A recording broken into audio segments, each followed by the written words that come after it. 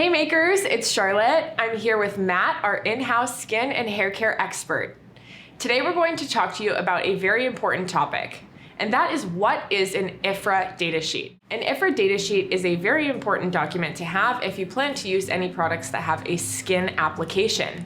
Matt, tell us a little bit about IFRA and what this document means. Sure, no problem, Charlotte. First, I want to explain what IFRA is. IFRA is actually an acronym which stands for International Fragrance Research Association. And what they do is they research specific fragrance molecules and compounds and study their safety when applied topically in various ways and through different methods.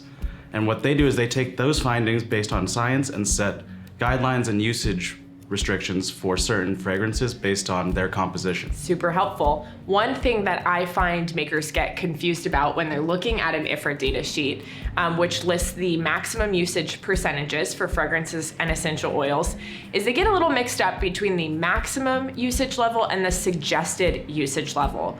Keep in mind when you're looking at the IFRA sheet, this is the maximum level. A soap, for example, may have a 3% suggested usage level.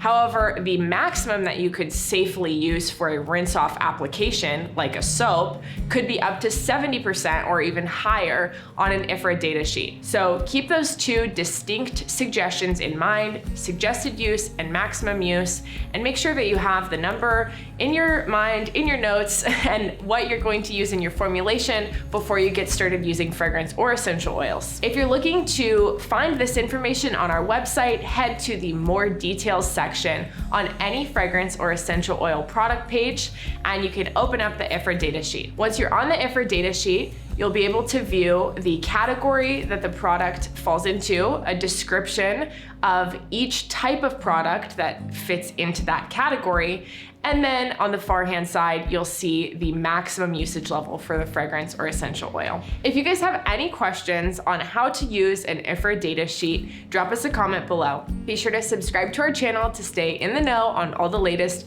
makers, tips, and tricks.